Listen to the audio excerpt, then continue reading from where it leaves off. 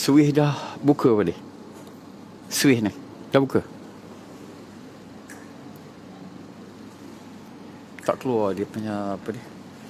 Dia punya api. Suih sana buka dah. Okey. InsyaAllah. InsyaAllah.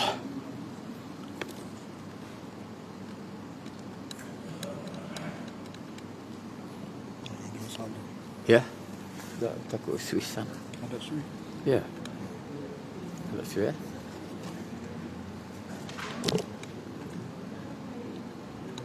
Mic lain tak ada. InsyaAllah. Kita lilit sini. Lilit sini. InsyaAllah. Ya. Tak sini.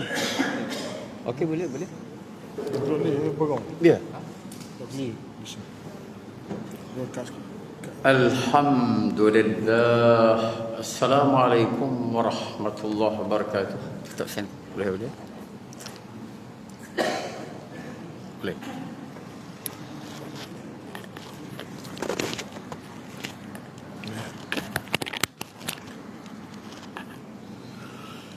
الفاتحة. أعوذ بالله السميع العليم من الشيطان الرجيم. بسم الله الرحمن الرحيم. الحمد لله رب العالمين الرحمن الرحيم مالك يوم الدين. إياك نعبد وإياك نستعين. اهدنا الصراط المستقيم صراط الذين أنعمت عليهم غير المغضوب عليهم ولا الضالين آمين. بسم الله الرحمن الرحيم. نحمده ونستعينه ونستهديه ونستغفره ونعوذ بالله من شرور أنفسنا ومن سيئات أعمالنا. من يهد الله فلا مضل له ومن يضلل فلا هادي له. أشهد أن لا إله إلا الله وحده لا شريك له. أشهد أن محمدا عبده ورسوله.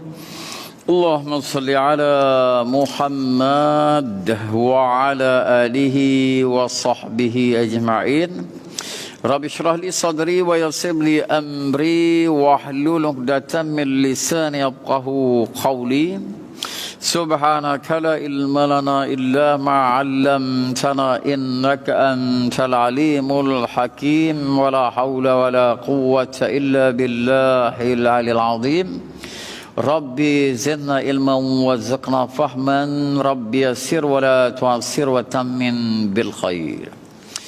Alhamdulillah, segala puji bagi Allah yang telah memuliakan para jemaah semua dengan iman, Islam, kesihatan dan keselamatan.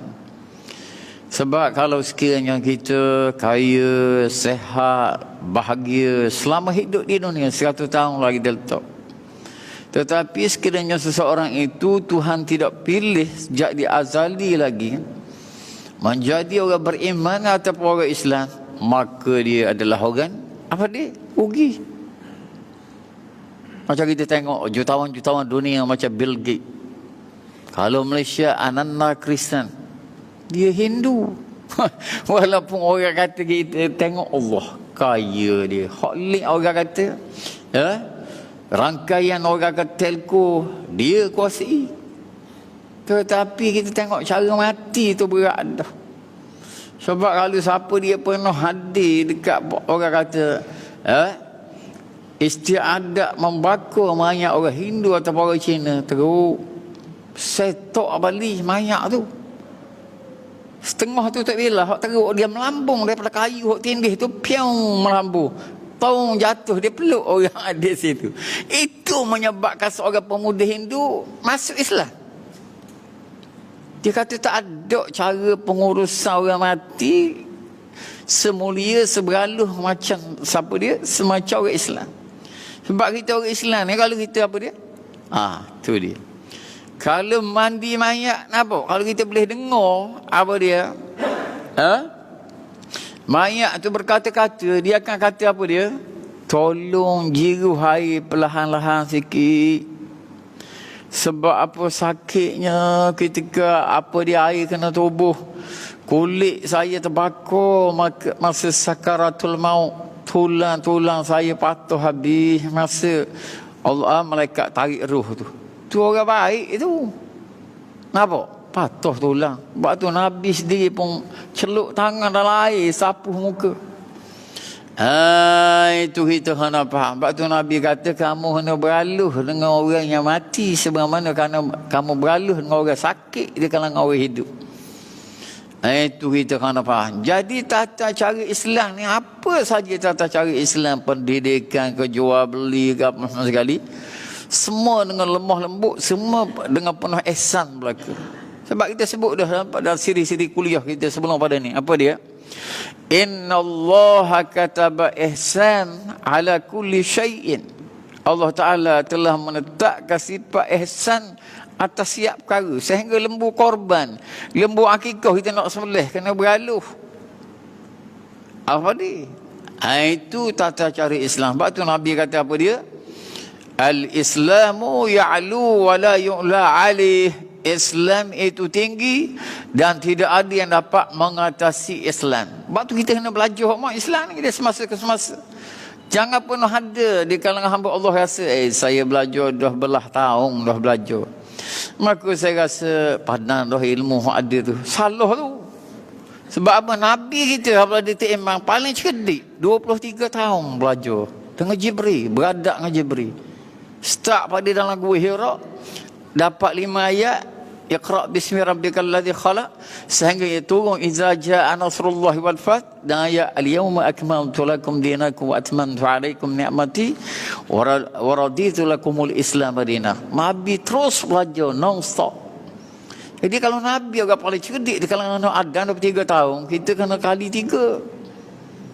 Itu kita kena faham. Lebih-lebih lagi kita berada di akhir zaman, banyak fitnah. Sebab Nabi kata umat aku akan berpecah pada 73 puak. Kenapa? Hanya satu puak saja, firqatun najiyah, firqah yang selamat daripada sesat dan bid'ah. Lalu sahabat kata, firqah mana, golongan mana tu hai Rasulullah?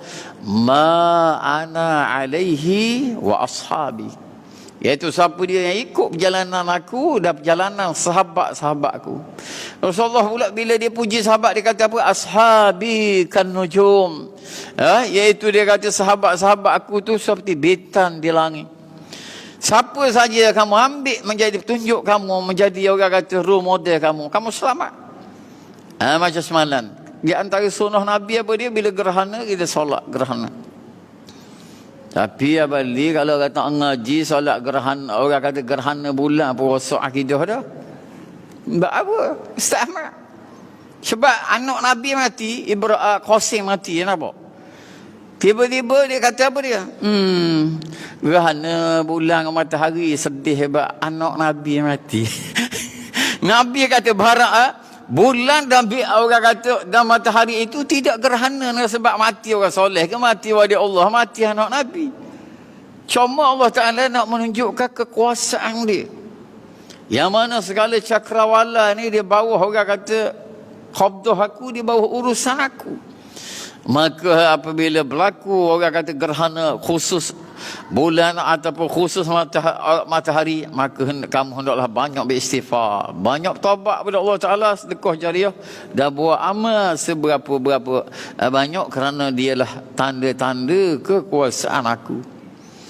Begitu orang kita. Sebab Cina raya dia rosak akidah. Dia kata apa dia? Selagi tak habis raya Cina ni hujan semua lah. Sebab apa? Cina nak main judi, nak minum arak, misal Tuhan kena waktu hujan ke dia? Adakah kait? Dan kalau kita ngajar hadis apa dia? Kalau kita ngajar hadis, apa dia? Hadis apa dia? Rasulullah kata telah kufurlah seseorang itu bila lama hujan tak turun, tiba-tiba semalam terkeluar satu bintang. Dia kata sebab bintang tu lah maka kita orang kata hujan lebat molek semalam. Kufur kepada risalah tauhid yang aku bawa kata Nabi Muhammad sallallahu alaihi wasallam. Sebab tu dalam apa kerja kita kena ada ilmu. Sama ada ilmu tauhid, ilmu fiqh, ilmu tasawuf, ilmu tasawur Islam dan sebagainya. Sebab Allah Ta'ala beritahu kita, ya ayyuhallazina amanu dukhulu fi silmi kafah. Wahai orang-orang beriman, masuklah kamu dalam agama Islam secara keseluruhannya, akidahnya, ibadatnya, ekonominya, nampak, kemudian pendidikannya, politiknya dan sebagainya, mesti kita belajar. Sebab tu Nabi puji siapa dia yang rajin belajar Quran. Nabi kata apa dia? Khairukum man ta'allama al-Quran wa 'allamahu. Sebaik-baik kamu siapa dia dalam masa 24 jam, pagi ke, tengah hari ke, lepas zuhur, lepas asar ke, lepas maghrib. Macam kita lepas maghrib kita boleh belajar Quran, maka kita termasuk orang baik. Kemudian belajar Quran saja, tak belajar hadis, tak selamat. Sebab apa Nabi kata, taraktu fikum amraini lam tadillu in maksaktum bihima kitabullah wa sunnati. Aku tinggalkan kepada kamu dua pesaka. Kita belajar pesaka Nabi. Dah lagu mana? Itu kita kena faham. Aku tinggalkan kepada kamu, orang kata dua pesaka, kitab Allah Al-Quran dan sunnah aku. Sunnah Nabi itu ialah ayat Quran turun, Nabi syarah selama 23 tahun. Sebab itulah hadis tu sendiri mencecoh ratus ribu hadis. Tapi ulama saring jadi Sahih Bukhari belah-belah ribu ya. Kemudian saring lagi pilih jadi hadis 40 Riyadhus Shalihin dan sebagainya. Itu mukaddimah orang kata untuk malam ni nak panah hinjing. Sebab musim sejuk saya pun kena pakai baju tebal sikit. Baik, kita pergi kepada kitab yang kita nak bicarakan, bahawasanya apa dia? Yang mana ada pun mengenai takut yang timbul dari lintasan hati itu, maka diihtimamkan kepada dua anlaya.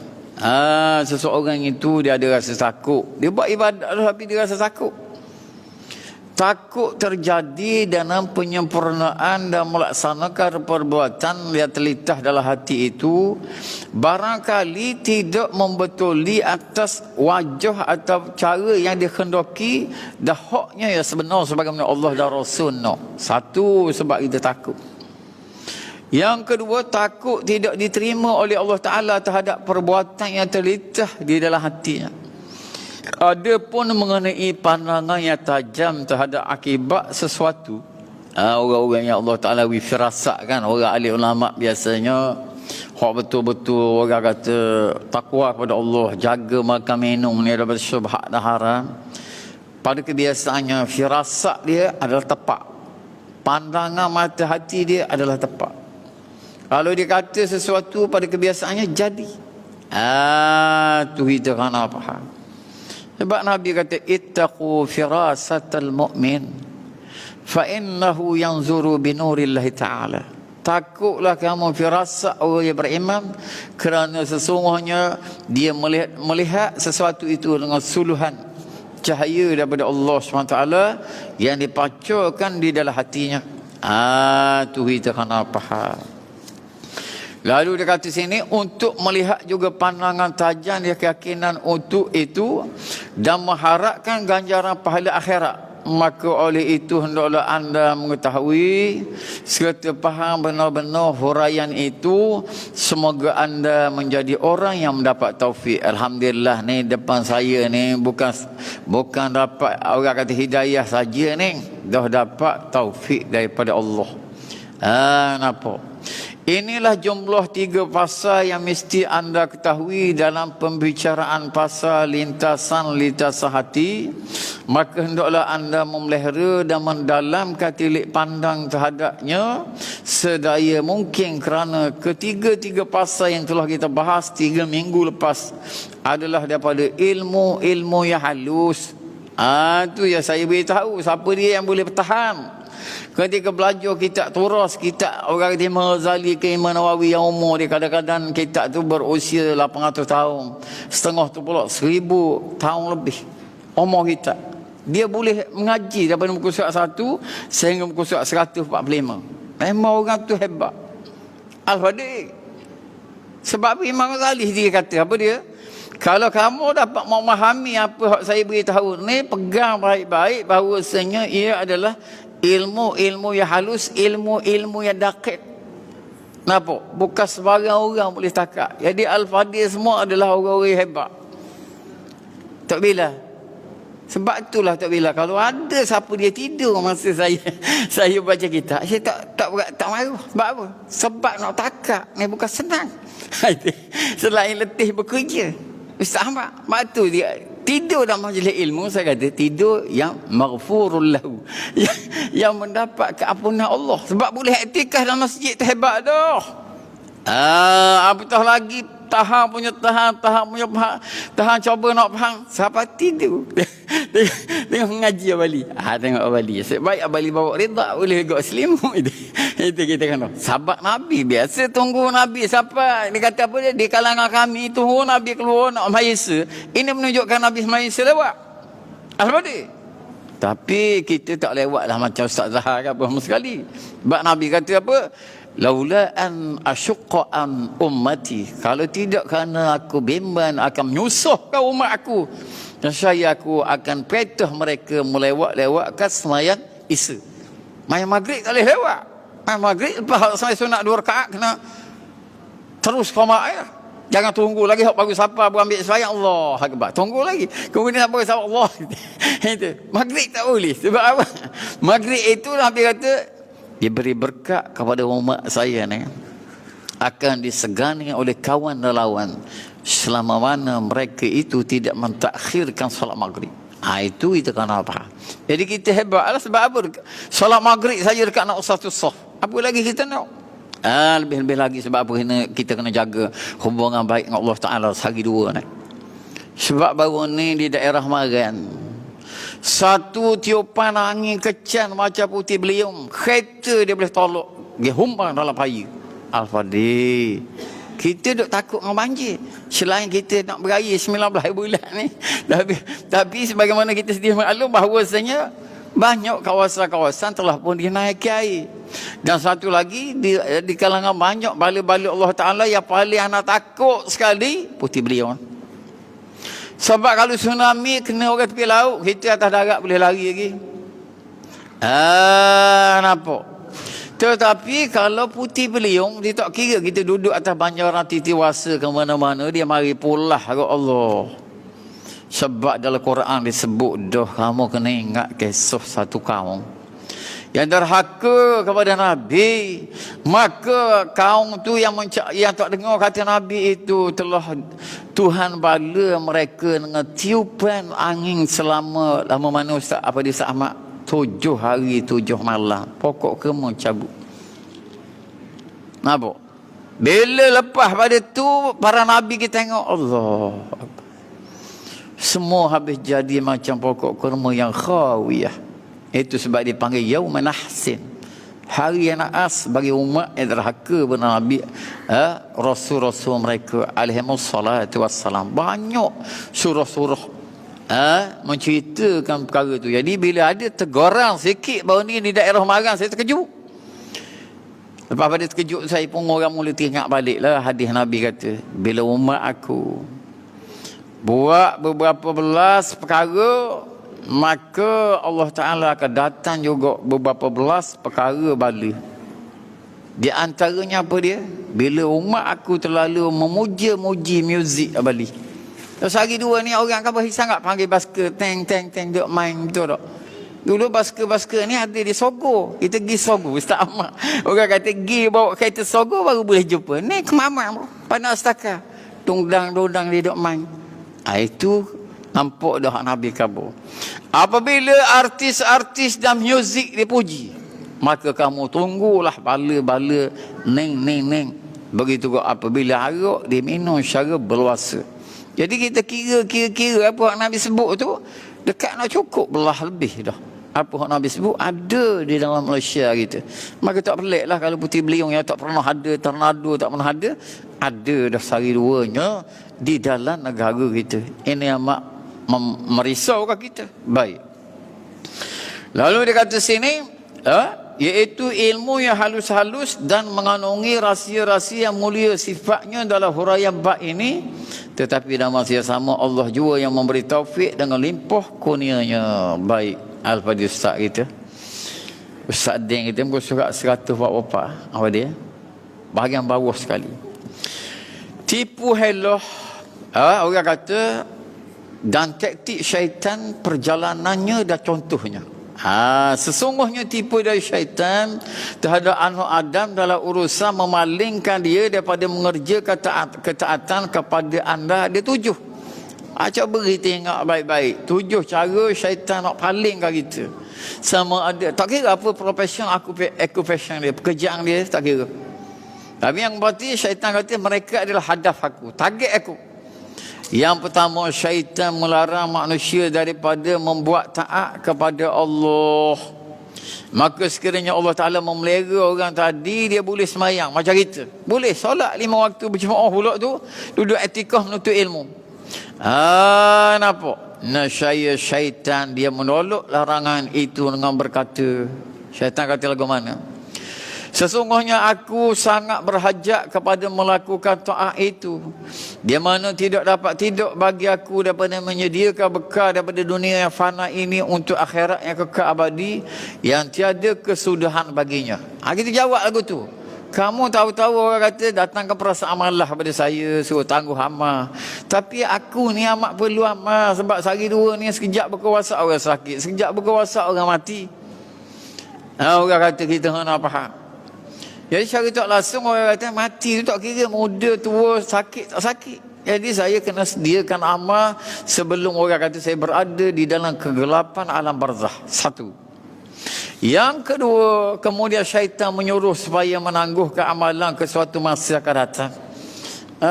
Dia kata kalau tak menuntut ilmu malam ni, malam esok boleh. Kalau tak ahmad sunat kagil pahisa, lain kali pun boleh. Dia memang kata lagu tu semua syaitan. Maka sekiranya Allah Ta'ala memeliharanya dan memberi hidayat dan taufik kepadanya, dia menolak seorang syaitan itu dengan berkata, sesungguhnya ajarku bukan berada di tanganmu, hei syaitan. Kita kata gitu.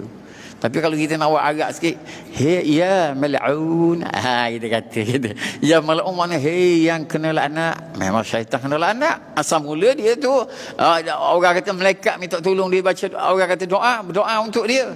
Kalau ada apa-apa pengumuman, orang kata orang ni akan kena bala, malaikat ni kena bala, orang minta tolong dia lah. Semayang ajak baca doa. Azazil pada masa tu sebelum Allah Ta'ala menciptakan Adam. Tapi bila Allah Ta'ala menciptakan Adam, dia tak boleh, orang kata kawal rasa deki dia. Akhirnya dia tak tunduk hormat kepada Adam. Maka dia jadi mal'um. Bila dia aba wastakbara wa kana minal kafirin, dia enggan sujud hormat kepada Adam. Kemudian dia bertakabur, akhirnya termasuklah dia orang-orang yang kufur kepada Allah SWT. Baik. Jadi kita kata kepada iblis, sesungguhnya ajarku bukan berada di tanganmu, dan sesungguhnya sekiranya aku menangguh pekerjaan hari ini ke esok hari, maka pekerjaan esok nak tunda untuk bila pula. Jadi kita ada timbunan masalah. Sebab tu masalah kita kena selesai seberapa banyak. Seberapa cepat. Kalau tidak, dia bertimbun semakin banyak. Akhirnya kita kata saya dah buntu dah. Semua hot file ni tak selesai lagi. Sebab apa? Kerana menangguh amal. Sebab itulah Allah Ta'ala datangkan satu surah yang pendek, kata Imam Syafi'i.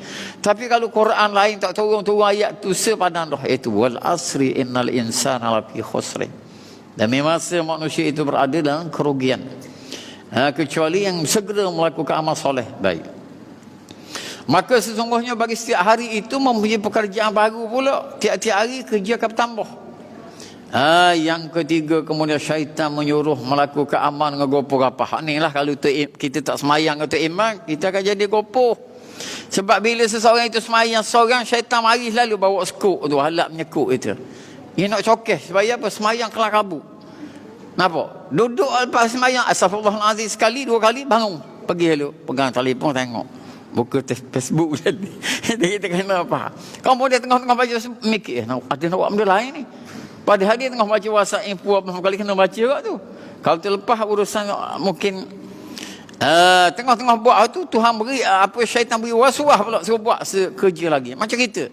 Tengah-tengah semayang syaitan kata, semayang lama enggaklah, sikit lagi nak baca Quran tu. Pas nak tengah baca Quran, dia kata mutlaah kita pula. Itu. Dia nak supaya tidak ada satu kerja yang dapat kita buat dengan sempurna molek pada. Itu cara ketiga syaitan. Kemudian syaitan menyuruh melakukan amal dengan cepat. Lantas dia berkata kepadanya, cepat, Ayuh cepat supaya anda dapat selesai daripada amalan ni. Kak pergi buat amalan lain, soleh lain pula selagi.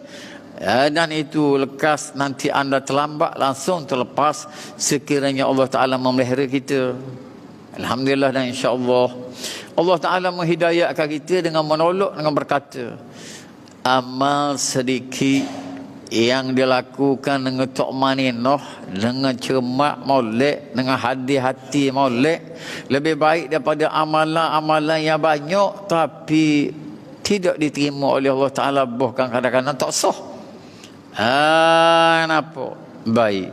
Yang keempat, kemudian syaitan menyuruh menyempurnakan amal kerana riak Allah. Bila dia selamat daripada semayang mengikut syarat rukun tumaninah sempurna molek, tasbih main sunat 3 kali, kadang-kadang 7 kali, kadang-kadang 11 kali, syaitan kata tak apa, aku tak boleh guling kamu dengan cara ketiga, aku guling kamu cara keempat pula. Kenapa? Bila seseorang itu slow ya ibadat. Kenapa? Dengan tumaninah ni syaitan pun memasukkan pula ke dalam hati orang tu supaya menunjukkan amal dia comel sana muslimat semua kepada orang ramai pula dah. Jadi bahagian luaran tak rosak, para jemaah semua dalaman rosak. Itu lagi bahaya. Nampak? Baik. Apakah patut dia kata sekiranya Allah Ta'ala memeliharanya, nescaya dia menolak dengan berkata, kita bercakap di dalam hati kita, kita kata lagu mana, apakah patut aku beramal dengan keadaan riak pada orang ramai, buat amal sikit nak tunjuk pada Allah, sedangkan kalau aku rokok selama 90 tahun 100 tahun sujud, istighfar, menangis dan sebagainya, tak boleh bayar lagi mata suti ni, belum lagi jantung, paru-paru. Kenapa? Kemudian 360 sendi-sendi yang Allah Ta'ala beri kepada kita. Sama ada yang buruh kasar atau buruh halus. Buruh halus duk main komputer, tutak main komputer, tangan lacur menaik. Buruh kasar pula ni potong getah baru, orang kata kulit nombor 1, mesti ada seni. Tak ada seni, betul tak ayah anda? Rosak maka kulit. Itu kita kenapa. Jadi kita boleh buat semua sekali itu sebab sendi banyak begitu, drebas, kereta, kif dan sebagainya. Itu kita kenapa. Jadi nak bayar semua nikmat-nikmat yang Allah Ta'ala beri pada kita tu, 100 tahun kita beribadat tak boleh bayar lagi satu organ yang Allah Ta'ala beri. Kita saksikan nak ada hamba-hamba Allah yang kita kenal kan, bila dia sakit berapa ratus ribu berubat. Dengan satu-satu panca indera yang Allah Ta'ala beri itu ada gangguan sikit. Itu kita kenapa. Apakah patut aku beramal dalam keadaan riak kepada orang ramai, sedangkan Allah Ta'ala beri oksigen kepada aku secara percuma? Maka adakah pandangan Allah Ta'ala tengok kita beramal tu tak pandang lagi, kita nak tunjuk kepada makhluk hak kena jadi. Berat ilmu tauhid lagu tu. Sebab tu dalam bab ni, dalam menyelamatkan diri daripada riak ni, sum'ah ni, tauhid kena mantap nak kuat. Kemudian dibantu pula oleh ilmu tasawuf, ilmu yang kita tengah belajar sekarang ni. Alhamdulillah, insya-Allah, bukan takabur. Secara automatik syaitan dan perasaan riak akan menjauh pergi daripada kita macam timur dan barat. Apabila kita memahami dengan baik ilmu usuluddin dan ilmu tasawuf tu sendiri baik, maka adakah pandangan Allah Ta'ala terhadap amal kita tak cukup lagi? Malaikat kiraman katibin duk catat amal kita, dan malaikat hafazah 300 lebih duk jaga kita atas bawah belakang depan kita ni, tak pandang lagi. Dia sekali kening juga tengok kita buat amal. Kenapa? Hingga perlu aku memperlihatkan amalku kepada makhluk yang dhaif, yang kena jadi oleh Allah, dan seterusnya. Yang kelima, kemudian syaitan menghendaki menjatuhkannya ke dalam kebinasan melalui perasaan heran diri, merasa kagum apa dia tak bela pada diri tadi. Duk rasa dah kemamang ni, tak ada orang macam kita ni. Proses ni kami kadang-kadang puasa Nabi Daud selang sehari. Betul apa dia? Jihad di jalan Allah lagi, infak, cakna anak yatim. Yang mari masukkan dalam diri kita perasaan yang macam tu, berat kita. Lantas dia berkata, alangkah besarnya pangkat anda dalam beramal. Alangkah waspadanya anda tidak lala dalam buat amalan cukup. Dengan apa dia beritahu, dia ajar oleh ulama fiqh. Dan betapa banyaknya kelebihan anda bermulia daripada amalan-amalan orang-orang lain. Tahajud sejam lebih, malam-malam menangis. Sekiranya Allah Ta'ala memelihara nascaya dia menolak dengan berkata bahawa pemberian Allah sopan satu Allah Ta'ala terhadap saya ni, apa, sikit kerja banyak boleh. Kemudian Allah Ta'ala selamatkan saya daripada segala mara bahaya. Contohnya ayahanda-ayahanda kita kerja nebang balok. Memang kita kagum. Tarik wayar steering, macam mana dia boleh selamat start pada umur 21 tahun sehingga ke dia umur 50 tahun. Selamat. Allah Ta'ala jaga. Kadang-kadang orang tak ada setahun apa dia, nebang balok, mati. Kalau zaman dulu, tapi tak ada dah orang lama. Siapa dia orang lama? Saya ni hok dang zaman. Apa dia? Ayah dia? Ayah dia kerja lombong kajang. Betul. Cabarang dia gok tu lombong kajang, nampak? Tapi kalau yang membalok dahulu, ayah dia ingat dulu. Balok cara apa dia? Rakit. Betul ayah dia. Kan banyak okey orang mati, orang binjang mati. Berapa hari sading nak jumpa? Banyak dia. Belum jumpa besar mana? Hok bawa steering lagi balok so kira sama, nampak? Naik bukit betul apa? Kenapa? Jadi, tetapi dengan rahmat Allah SWT, Allah Ta'ala kirimkan apa dia? Malaikat hafazah jaga dia. Setengah seorang rebel tu cerita kan, pas kuliah dia cerita. Anak ni sepatutnya mati dah ustaz. Dia cerita macam ni. Kemudian dia cerita cara-cara mana dia boleh selamat. Anak kata kerana Allah Ta'ala. Itulah orang kata, menghantar malaikat-malaikat hafazah, maka kamu terselamat dalam keadaan orang kata sesuatu yang amat bahaya. Itu kita kena faham. Baik. Jadi dengan kita mengingati segala layanan lemah lembut daripada Allah Ta'ala itu, terjauh orang perasaan wujud dalam diri kita. Bahawa anugerah kemuliaan, kebesaran pangkat, sifat kewaspadaan itu adalah kepunyaan Allah Ta'ala. Bukan kepunyaan saya, Tuhan pinjam saya. Dan bukan perbuatan saya sendiri dengan gagah saya. Sebab kita sebut dah bahawasanya dari segi tauhidnya, kita kena rasa bahawasanya kalau Tuhan tak pinjamkan kudrat, jagung sebutir kita tak boleh nak alih. Tapi kita tengok ramai orang-orang gagah, muda, tapi Tuhan pegang dia tak boleh bergerak 3 bulan, setahun, kadang-kadang lebih pada tu. Macam anak jutawan Saudi, belasan tahun koma. Tapi akhirnya pulih balik bila Allah Ta'ala lepas. Lepas tu Nabi kalau nak bersumpah, demi Allah yang diri aku berada dalam qabdah, dalam genggamannya, jangan buat perkara ni. Kalau dalam hadis larangan, kalau hadis suruh buat pula, hendaklah kamu buat perkara ni. Nak tunjuk bahawasanya perkara yang Nabi sebut pada tu teramat penting. Baik. Maka dialah sajalah yang menentukan daku dengan pemberian taufik, dan dia jugalah yang telah menjadikan bagi amalanku bernilai besar dengan limpah kurnianya. Maka apalah harganya amalanku ini berbanding dengan nikmat Allah yang kita sebut dah tadi. Nikmat pernafasan, nikmat orang kata senang hati. Nikmat boleh solat Jumaat ni kita boleh solat Jumaat ni, saat ni maghrib tadi. Allah besar nikmat tu. Berapa ramai orang kaya, berapa ramai orang sihat, berapa ramai atlet gaji pecuk dan sebagainya. Surah masjid sebelah rumah dia tak boleh pergi. Ustaz Ahmad. Sebab apa? Tuhan tak beri taufik pada dia. Macam kita ni Tuhan sayang dengan sayang luar biasa. Lalu Allah Ta'ala mudahkan urusan kita. Maka apakah harganya amalanku ini berbanding dengan nikmat Allah Ta'ala terhadapku, dan berbanding pula dengan maksiat-maksiatku. Allah, kalau Allah Ta'ala buka penderhakaan yang aku buat ni, lari orang daripada aku. Kerana terkejut dengan perbuatan-perbuatan penderhakaan yang aku buat terhadap Allah. Tapi semua Allah Ta'ala tutup. Itu Imam Ghazali ajar kita supaya syaitan pun lari daripada arah pintu saat ni nak masuk waswas.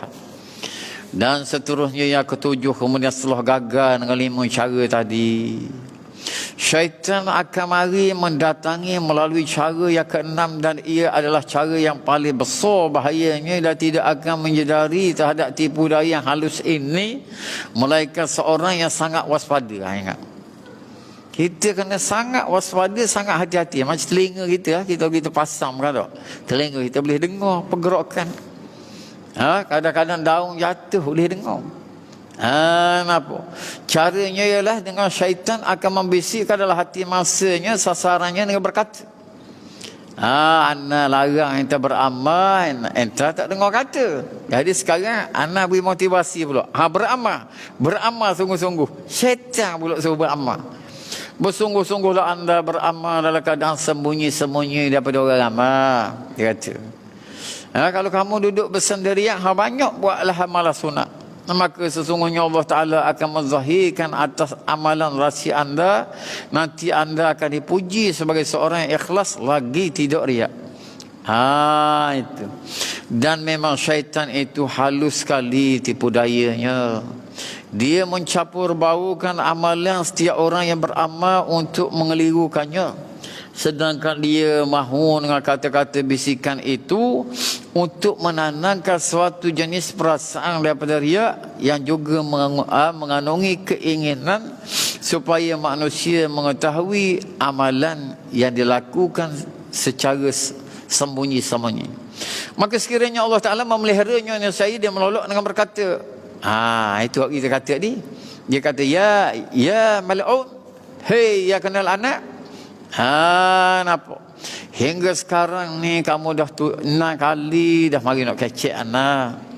Kenapa? Hingga sekarang kamu 6 kali dah mari nak kecek saya dengan cara untuk halus, merosakkan amalan saya. Sekarang kamu mendatangi secara memperbaiki amal saya supaya kamu dapat merosakkannya juga. Sesungguh aku ini hamba Allah. Ni kan kemah kan cara kita nak berbicara dengan syaitan dan dengan diri kita sendiri. Sesungguhnya aku ni ialah hamba Allah, Abdullah. Ini Abdullah, aku ni hamba Allah. Dia adalah Tuhanku. Sekiranya dia hendak menzahirkan amalan yang aku buat di atas puncak gunung ataupun di dalam Gua Hira, dia menzahirkannya. Dan sekiranya dia mahu menyembunyikannya, nescaya dia menyembunyikan itu. Berserah kepada kebijaksanaan Allah. Sekiranya dia hendak menjadikan aku mulia, mulia atas muka dunia ni, nescaya dia menjadikan aku mulia.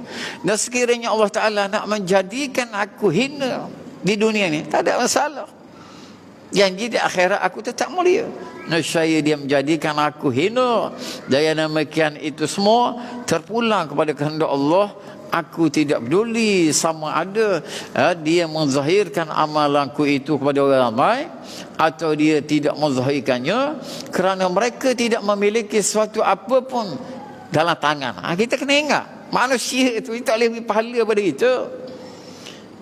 Ya, setengah orang tu suka sangat kalau ramai orang like, orang sokong, fan dia, pengikut dia dah ada ratus ribu lebih ni. Misal kata, itu semua tak beri apa-apa manfaat. Kenapa? Kerana mereka memiliki sesuatu apa, tidak memiliki sesuatu apa. Bahkan mereka semua hok like tadi, cemas belaka tu. Cemas maksudnya, cemas sekiranya nak menghadapi sakaratul maut, satu. Yang kedua, cemas nak menghadapi malam pertama di alam barzah. Kemudian cemas ketika ditiup semula sangkakala, misal kata kemudian dihimpun di padang mahsyar. Kemudian dipaksa melitah di atas sirat. Banyak lagi cabaran-cabaran yang perlu kita lalui. Belum tentu berjaya, belum tentu selamat. Macam mana kita boleh bergembira hati? Kenapa? Kerana mereka tidak memiliki sesuatu apapun dalam tangan mereka. Mereka tidak boleh memberi manfaat dan tidak boleh memberi mudarat. Kita kena mati stand situ. Top, post stop. Dan seterusnya, syaitan tak putus asa, syaitan mari pula. Dia kata apa dia? Kemudian syaitan akan mendatangi dengan cara yang ketujuh, iaitu dengan berkata, wahai manusia. Dia pujuk lagu ni pula Tok Bilal. Dia akan pujuk Tok Bilal. Dia kata apa dia? Tok Bilal. Dia pujuk. Dia kata, wahai manusia, anda tidak berhajat kepada amal ni. Kerana sesungguhnya anda sekiranya Allah Ta'ala jadikan tertulis dari Lauh Mahfuz, anda ni sa'idun, orang-orang yang nasib baik. Bukan syaqiyun, orang yang nasib tak baik. Tulis dah di Lauh Mahfuz. Beramal tak beramal tak ada masalah. Dia pujuk ku cara usuludin pula. Kau cara tauhid pula. Kerana sesungguhnya anda sekiranya dijadikan oleh Allah Ta'ala, dia kata, apa? Wahai manusia, anda tidak berhajat kepada amal ini. Kerana sesungguhnya anda sekiranya dijadikan oleh Allah Ta'ala di azali, termaktub sebagai seorang yang bahagia, sudah pasti meninggalkan amal tidak akan memudaratkan anda. Tengok halus dia bujuk tu. Sekiranya anda telah dijadikan seorang yang nasib tak baik, celaka, syakiyun, kamu nasib tak baik, buat apa kamu beramal lagi? Dia mari sebaya putus asa pula dah. Sekiranya anda telah dijadikan seorang yang celaka, sudah tentu perbuatan amal tidak akan memberi manfaat kepada anda. Dan sekiranya Allah Ta'ala memeliharanya, nescaya dia menolak dengan berkata, sesungguhnya aku adalah seorang hamba Allah. Sedangkan kita dah selalu dengar dah firman Allah, wa ma khalaqtul jinna wal insan illa liya'budun. Jadi tidak aku jadikan jin dan manusia kecuali untuk mengabdikan seluruh kehidupannya kepada aku, kepada Allah. Nampak? Jadi secara tak langsung saya beribadat kepada Allah ini kerana tanggungjawab ubudiyah. Tanggungjawab seorang hamba iaitu mengabdikan diri kepada Allah. Tanggungjawab saya, Allah Ta'ala suruh saya buat, Allah Ta'ala larang saya tinggal, maka syurga neraka serah kepada Allah Ta'ala. Itu Imam Ghazali suruh kita pegang. Sekiranya anda telah jadikan seorang yang celaka, sudah tentu perbuatan amal. Sekiranya Allah Ta'ala melihatnya, syaitan akan menolak dengan berkata, orang tadi dia akan menolak waswas syaitan dengan berkata, sesungguhnya aku adalah seorang hamba Allah yang wajib menurut perintahnya selagi hayat di kandung badan. Dan Tuhan Maha mengetahui dengan ketuhanannya, dia menghukum mengikut apa yang dia mahu, dan dia membuat menurut apa yang dia khendaki. Itu. Dan aku sebagai hambanya mesti beramal, kerana sesungguhnya amal itu akan memberi manfaat kepadaku walau bagaimanapun keadaanku. Sama ada aku orang yang bahagia, yang pasti Tuhan kata aku tulis dah mu ni orang nasib tak baik dulu. Tapi bila aku tengok pula amal soleh yang kamu buat tu, maka aku ni telah meletakkan sifat adil atas diriku, maka akan aku ubah keadaan kamu. Itu adalah mudah bagi Allah SWT. Dan seseorang yang celaka ini, kerana sekiranya aku bahagia, aku masih berhajat kepada amal untuk menambah ganjaran supaya daripada masuk syurga nombor 7, boleh tak naik syurga kepada syurga nombor 3. Kalau tulisan orang ketika catatan di Lauh Mahfuz syurga nombor 3, boleh naik pada nombor 1. Aku masih berhajat kepada amal untuk menambah ganjaran pahala. Sekiranya aku celaka, macam mana? Maka aku adalah orang yang masih berhajat kepada amal, bahkan sangat-sangat berhajat, supaya aku tidak menyesal mencela diriku kerana peluang ada nak amal di dunia dulu saya tak buat. Sedangkan darul akhirat tu dia bukan darul amal, darul jaza, tempat terima upah. Kerana meninggalkan taat kepada Allah Ta'ala, sesungguhnya Allah Ta'ala dan segala halnya dia tidak akan menyeksaku kerana melakukan taat yang ikhlas terhadapnya, dan dia sekali-kali tidak akan memudaratkan aku kerana berbuat amal soleh, sebagaimana ia dijanjikan dalam firman-Nya. Maha suci Allah Ta'ala daripada memukiri janji. Innallaha la yukhliful mi'ad. Nampak? Seandainya dimasukkan neraka, kuat dah beramal tapi kena masuk neraka. Lagu mana? Seandainya dimasukkan ke dalam neraka sedangkan aku seorang yang taat pada ketika dunia dahulu, berbaloi. Sebab apa? Saya dah buat taat dah, tapi nak macam mana tulisan ya Allah, ke neraka juga. Nampak? Sedangkan aku seorang yang taat adalah lebih rela dan aku kasih kepadaku daripada aku dimasukkan ke dalam neraka, sedangkan aku sememangnya orang yang tak tahu berterima kasih, selalu derhaka kepada Allah.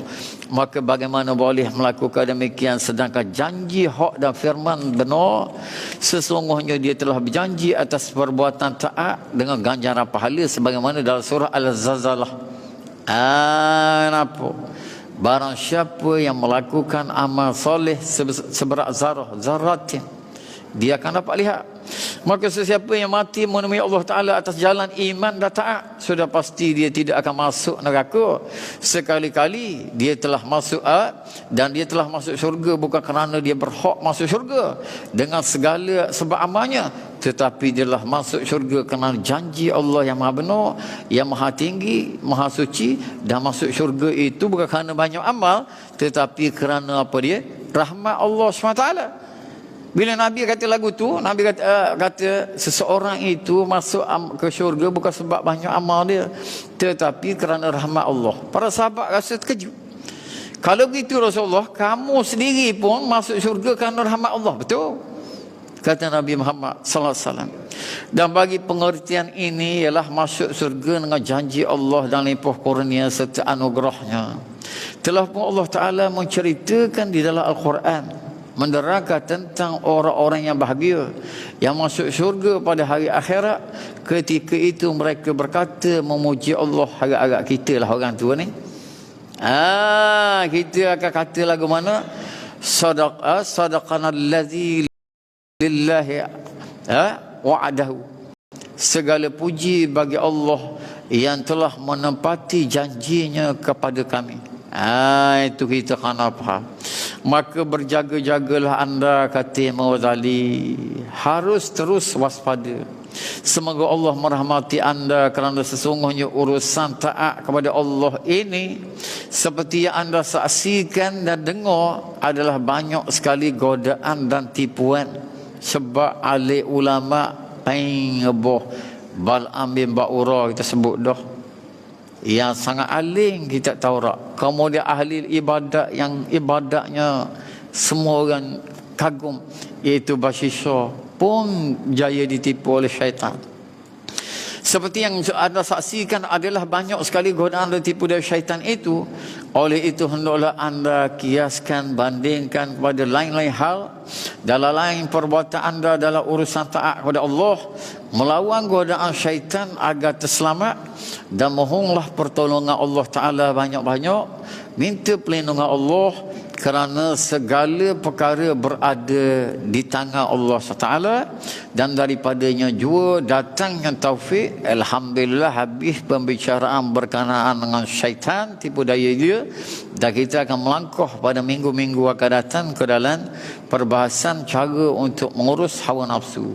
Wala haula wala quwwata illa billahil aliyil azim. Wabillahi taufiq wal hidayah. Wassalamualaikum warahmatullahi wabarakatuh. Wallahu a'lam. Astaghfirullahal azim. Astaghfirullahal azim. Allahumma salli ala Muhammad. Masyaallah.